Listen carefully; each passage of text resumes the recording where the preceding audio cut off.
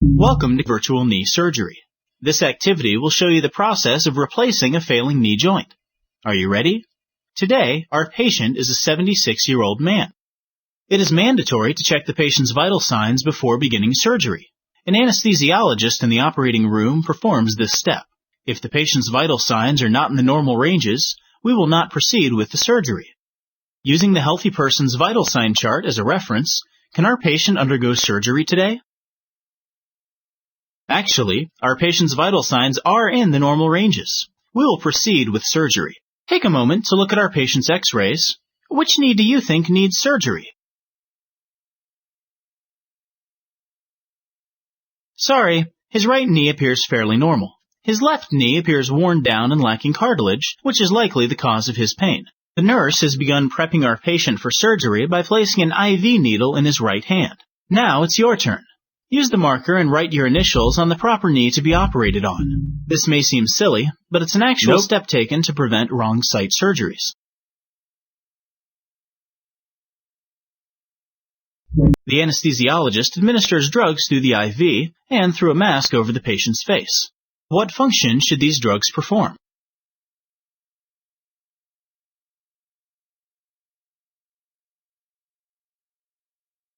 Great. Fantastic.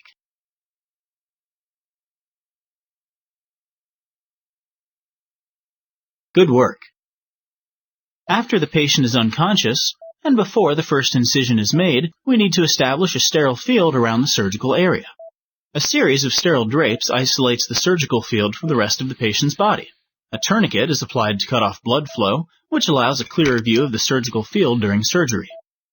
To kill the bacteria on the patient's leg, clean it in a betadine solution. This scrubbing process will limit the chance of bacterial infection.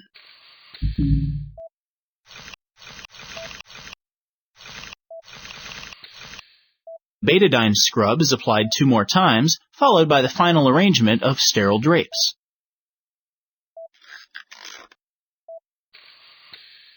Why do you think knee surgery involves so many drapes? Good work. Use the sterile marker to draw the location for our incision, and don't forget to mark the perpendicular lines too. Typically, the incision line is 6 to 7 inches long. What purpose do you think the perpendicular lines serve? Nope. Outstanding. Now for the incision.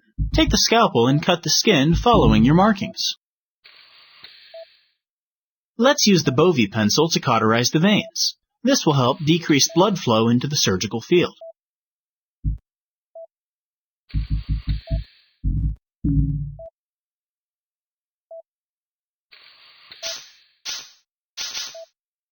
The rake retractors fold the skin and tissue out of the way, exposing our patient's knee. To operate, we need the patient's knee elevated and bent so the bones are fully exposed.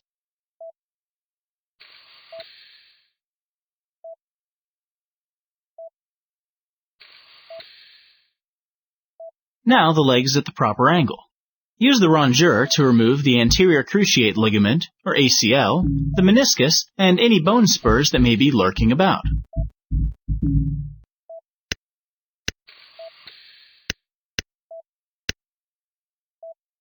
Are you a good sculptor?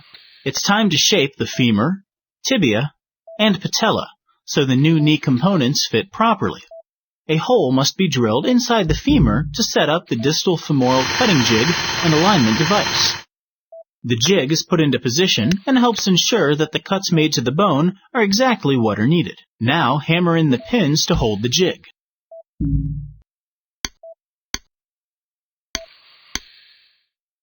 We can now remove the alignment device. The pins will hold the jig firmly in place. Now for some real bone shaping. Use the bone saw to cut the bone so it is prepared for the new femoral component.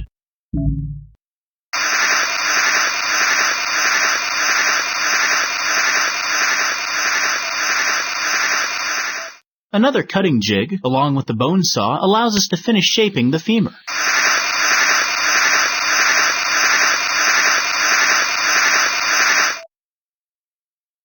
Let's move on and shape the tibia. The tibial cutting jig is aligned with the big toe and the highest point of the tibia. This will ensure the leg is properly aligned after surgery. Secure the jig in place with more pins.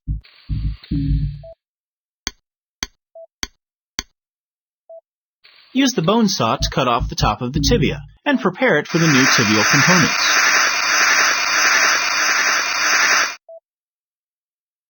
Now we'll use the patellar cutting jig and bone saw to remove the back of our patient's patella.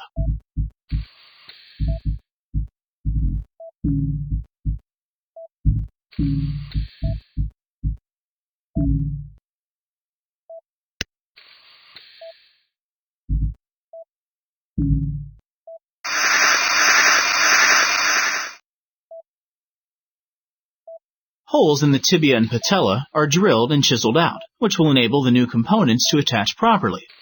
Time to place the trial components. First, attach the femoral trial component.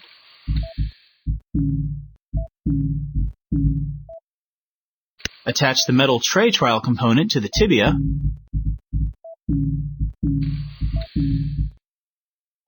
Insert the plastic trial spacer into the metal tray component. Lastly, attach the patellar trial component. Why do you think the two tibial components are inserted separately instead of as one unit?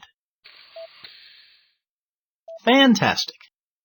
Conduct a range of motion tests to assure proper knee alignment and successful prosthetic fit. Typically, a normal range of motion allows the leg to move from 0 to 130 degrees. How does our patient's range of motion look? Knees aren't meant to bend sideways, so it's important to determine whether there is a gap or space between the femoral and tibial components. There's no noticeable gap, so this knee is a good fit. Why do you think there are so many steps taken to ensure proper alignment?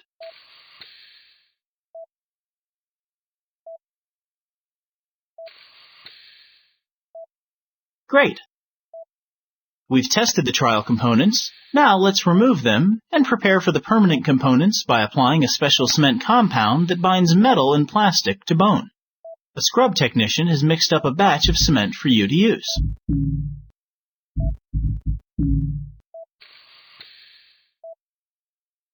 With the cement in place, the final components are permanently attached to the knee.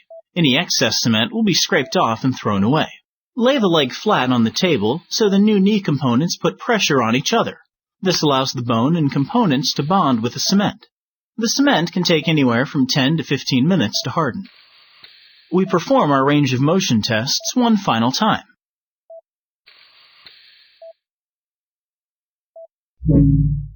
Our patient's new knee is looking good. Let's close up the incision. First, suture the deep tissue and fat layers back together. For closing the surface incision, you have a choice between the stapler and the suture. What is the primary difference between these two methods of closing the incision?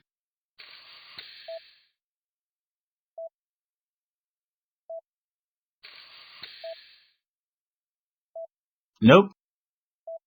Nope. No. Excellent. You know, we couldn't ask for a better participant. You've done an excellent job. Are you sure this is your first total knee replacement? Our patient will remain in the hospital for 3 days, followed by 3 to 8 weeks of physical therapy. Because of this surgery, our patient will have significantly reduced pain and increased mobility. Before you leave, let's think about the life of the new knee components. What kind of forces do you think the new knee will need to withstand? Nice job! People average about 5,000 steps per day. Our patient's new prosthetics will withstand a great deal of force for 36 million steps or more. I'm off to check on another patient while the OR team prepares the room for the next surgery. You've been a great help. See you next time.